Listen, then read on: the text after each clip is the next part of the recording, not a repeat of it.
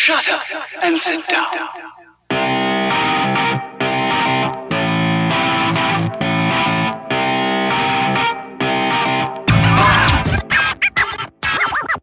Hi there, everyone. This is Karl Groves from Tenon.io. Lots of recent Twitter activity recently about this company here, Accessibile.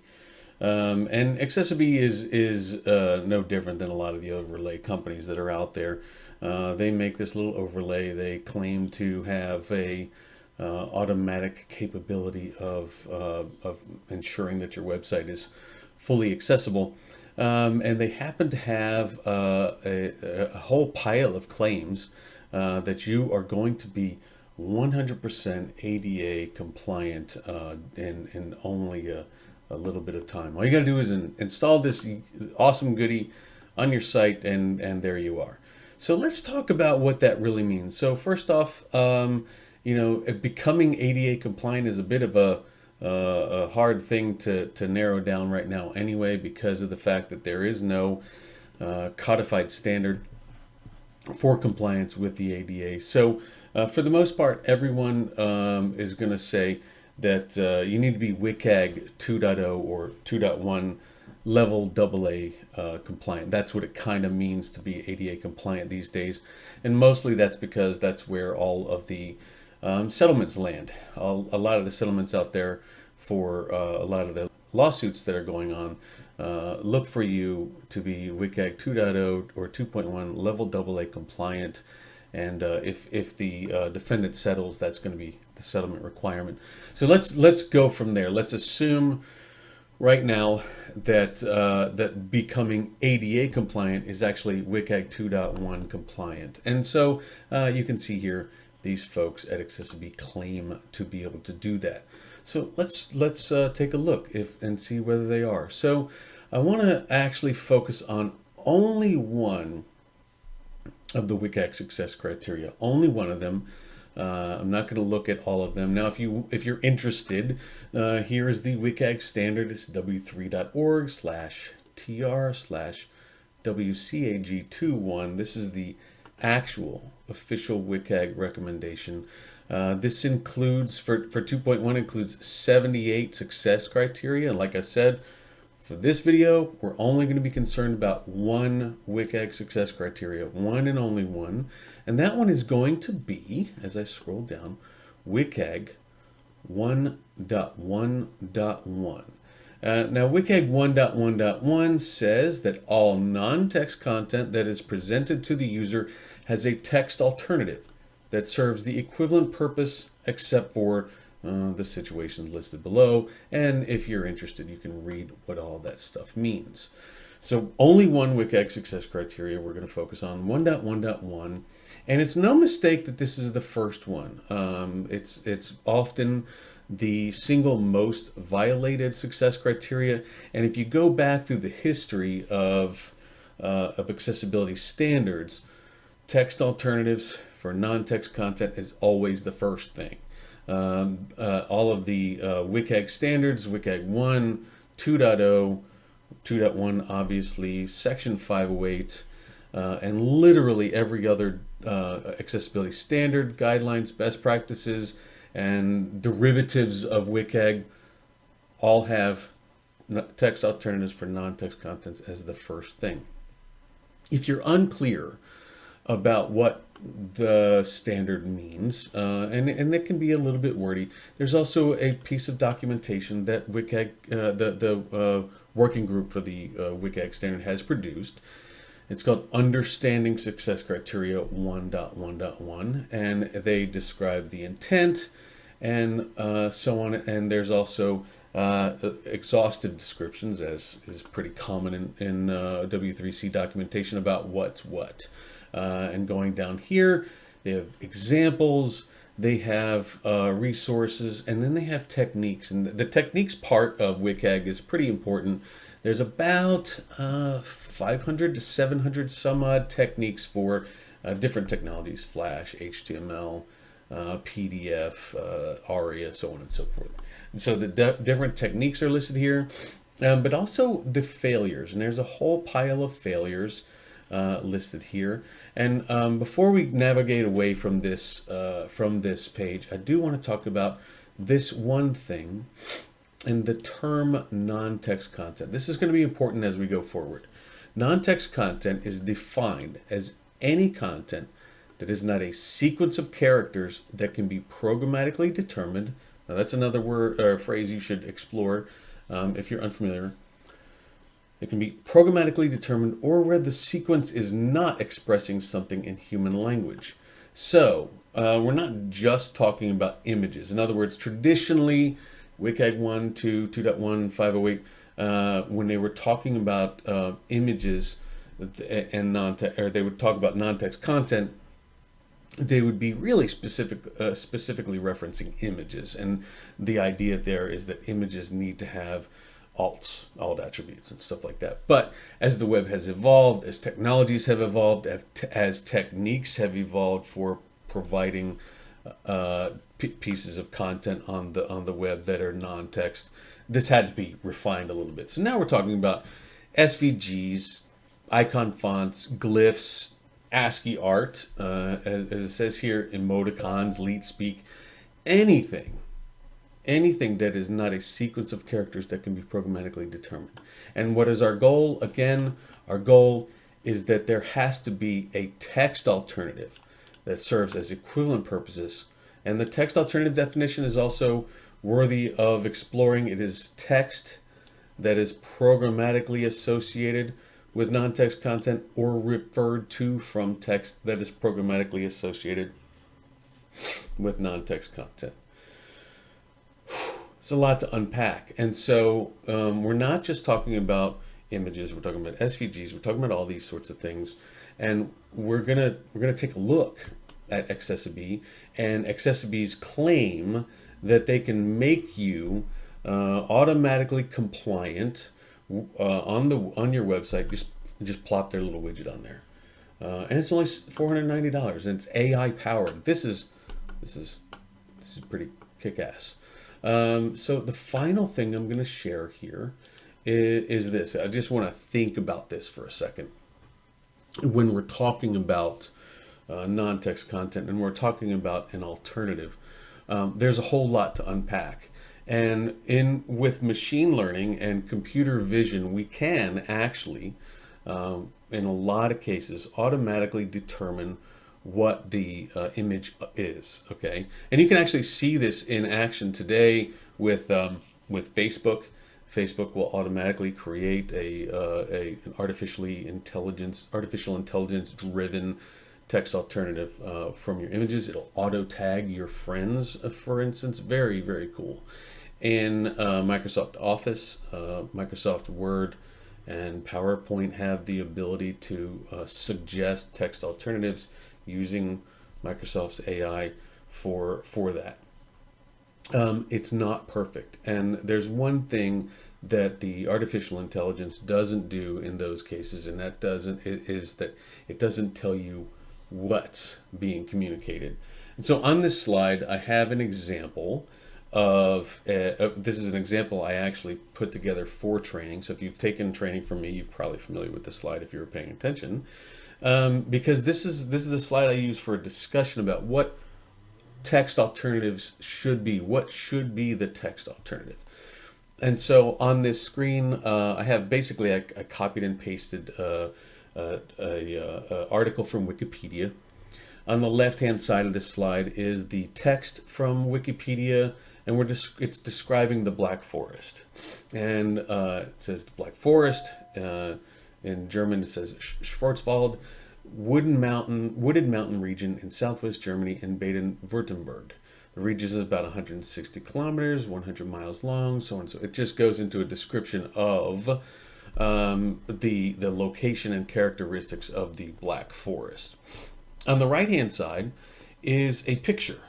It is a picture of a house. It is a picture of a house with the traditional old-school thatched roof. And it is in the foothills of some very large hill, and probably mountainous hill, with some trees and bushes and stuff like that surrounding it. And underneath of it, little passage of text, a and it says a typical farm in the Black Forest, a low mountain range in the southwestern Germany. The house is a multi-purpose building incorporating living and storage spaces and stables under one roof. So I present this slide during training, and I ask attendees to tell me what should the text alternative be. Like if this was a foreground image using the IMG tag, what would the alt attribute say? And why would it say the thing that you say? And the truth is that the reason why I put that out there is because there's no really great answer. Assuming, for instance, that this is just going to be a page about the Black Forest, can we say that this caption is sufficient? In other words, is the caption sufficient for what this page is about? And in that case, could the image alt attribute be just an empty string, alt equals quote quote, which is a very common usage, or should it be a description of the house and so on and so forth? So for what it's worth, it's definitely a subjective thing. I have my own opinions on it, but we're going to see what kind of automatic fixes this little accessibility tool can do. And I think that if it's got artificial intelligence in it, I think that when we're testing for WCAG 1.1, it should do a pretty good job, right? They got artificial intelligence behind this thing, they say, and it should be able to automatically fix all this stuff. So let's see if it does. So to test this, I'm going to go to all the pages that are here on their examples page. They have the examples page here. This should be good stuff, right? They want to know, they want to see the most, it says here, check out the most advanced web accessibility technology in action. I'm guessing that all of these websites are going to do a pretty darn good job at complying, especially with WCAG 1.1.1. So how we're going to do this is I'm going to use Tenon. I know it's my product, and of course, there's going to be biases or whatever, but trust me, we're going to just go ahead with this, and you can feel free to respond in the comments or elsewhere about what you think about this methodology. But what I'm going to do here is I've logged in. This is my test account. I've logged in, and I'm going to go to settings, and then I'm going to go to test settings. Okay, and on test settings, it allows me to set the specific tests that I want to run for accessibility testing. And again, all I'm concerned about is WCAG 1.1.1. So actually, what I'm going to do is I'm going to turn off almost everything. Now, the first test that we have for alts, or for images rather, is 9. And 9, literally all it does is checks for whether there is an accessible name on that thing or not. 10 is another test for images, whether it has an uninformative alt that matches the source attribute. So I'm going to keep that one. I'm going to go down here, going to keep turning them off, turning them off, turning them off. And the next one that I'm going to use is 43. 43 is the server-side image map. God, I hope we don't find any of those. 45. I'm gonna keep going. Just keep going.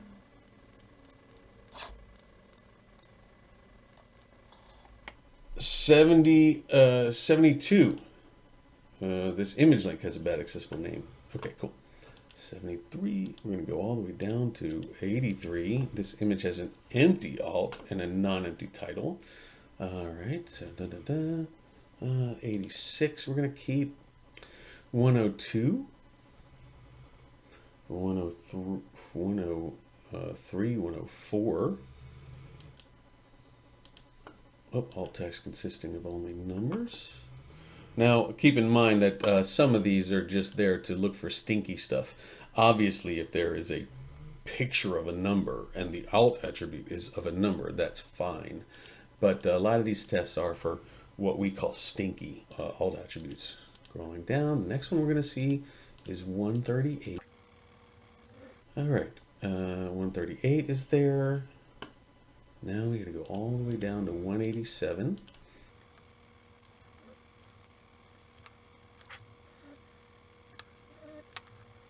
187, image has an empty source attribute. Now, that's not necessarily a huge problem because the people won't be able to see it, but that's kind of bad. So we'll keep it. 191, 232.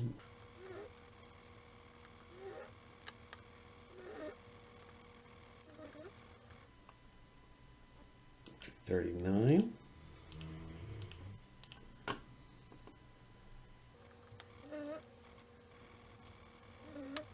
Oh, we're going to keep 250.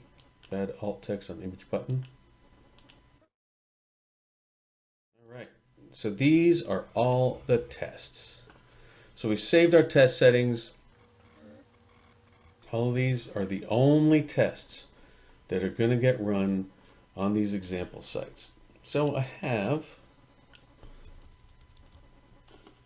here a list of all of the pages on the Accessible example site, and I'm going to create let's see, 29. I'm going to create 29 new projects for each one of these sites. So this one is going to be Glasses USA. And what I'm going to do, create Glasses USA, I'm going to spider it. And the domain is going to be glassesusa.com. We're going to start here. And I'm only going to do 50 pages. I figure once we get to 50 pages, we're going to know whether Accessible has automatically and magically fixed everything on this site. Well, in this case, the alt attributes and other non-text content concerns on the site. And I'm going to create one of these for every one of those Accessible examples. Next up is bench.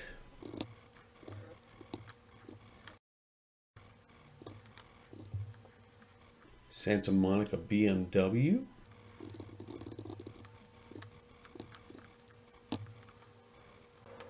Okay, so we've run all of our examples from the Accessible website. Let's take a look at a couple of these.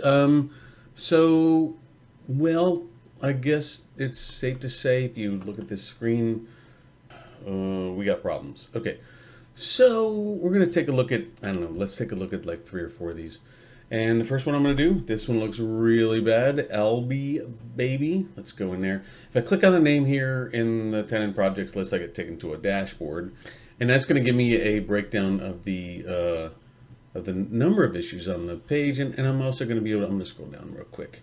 I'm going to be able to take a look at the report. Now remember, I had done just a couple of the tests. And you can see here, test ID 9. This image is missing an accessible name. 2,676 of these. I'm going to click on that link. Let's take a look at a couple of these. Okay, the report's loaded. Ooh, that's not good. So, yeah, lots of these pictures, lots of these images don't have alt attributes. Oh, this one looks like a product image.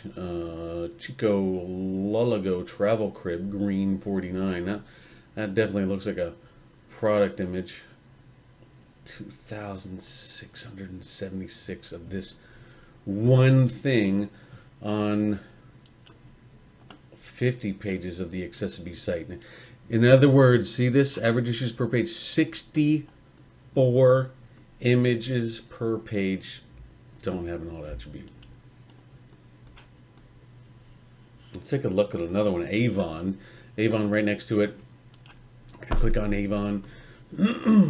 Let that data load. 9 images per page, 9 issues per page, I'm sorry. 9 issues per page. There's 391 instances of that. Let's see what these are. Social, back to top. Oh, Avon Insider. That's probably some sort of header or something. Let's see. YouTube BW.svg, probably a YouTube background.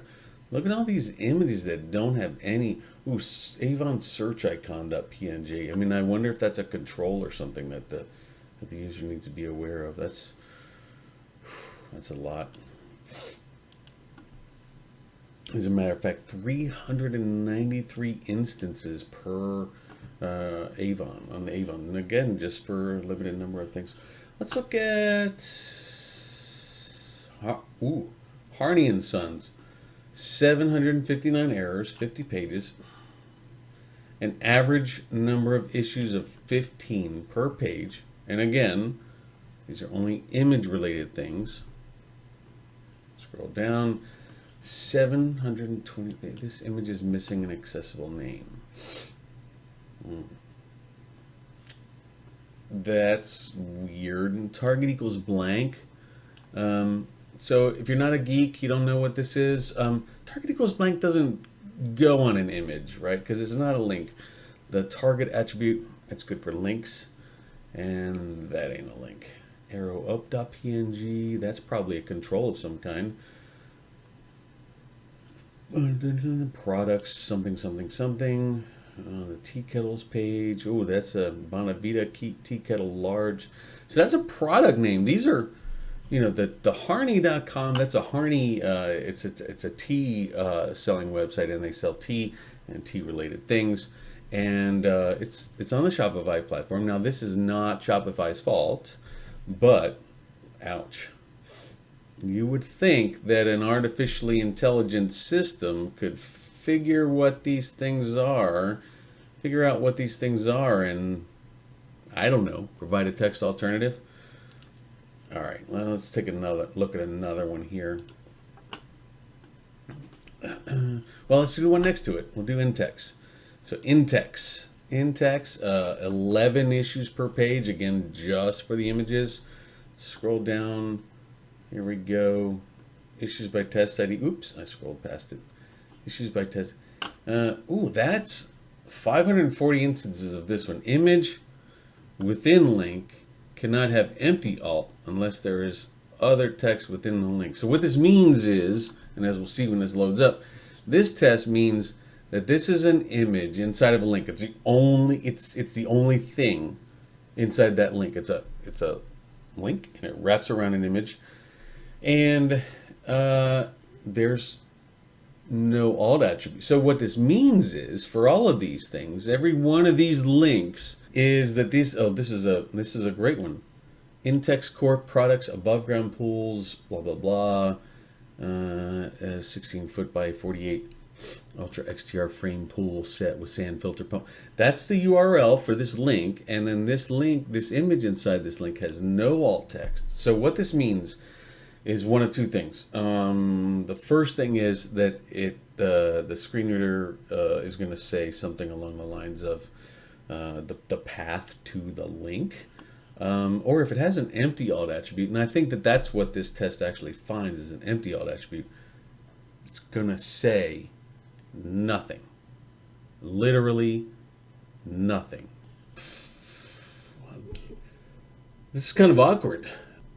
Accessibile says that they're the first and only fully automated web accessibility technology that complies with the WCAG 2.1 and keeps your website accessible at all times.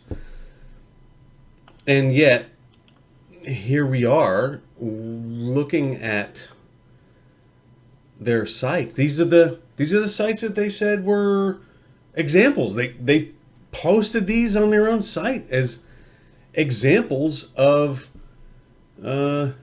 sites that they fixed. And yet, for some reason, as we can see here on their own site, and on their own client sites, they can't even make it so that their client sites adhere to one of the WCAG success criteria. 1 out of 78 success criteria. Now, this isn't just accessibility. I'm not just calling them out. Yes, their claims of using artificial intelligence are particularly spurious, especially considering the fact that they're not even running image recognition to try to make accessible image alts. They're not even doing that. And computer vision, I mean, there's numerous APIs out there for somebody to automatically generate that stuff. You don't even have to train your own models. There's already APIs out there from IBM. That API has been around for forever. And they're not the only ones. There's plenty of these other companies out there making this stuff, and yes, they don't claim to have artificial intelligence, but they're still making these grandiose claims that clearly they cannot substantiate. MK Sense is another great one that is just terrible and makes these claims that they can make your site accessible with one line of code. No, that can't be done. And if we went through the same exercise with other WCAG success criteria or other overlay products, they would all have the same result. You're not going to be able to automatically comply with the ADA by putting an overlay product on your website. If anyone wants to dispute this, put it in the comments. Or write your own blog, make your own video, and prove me wrong.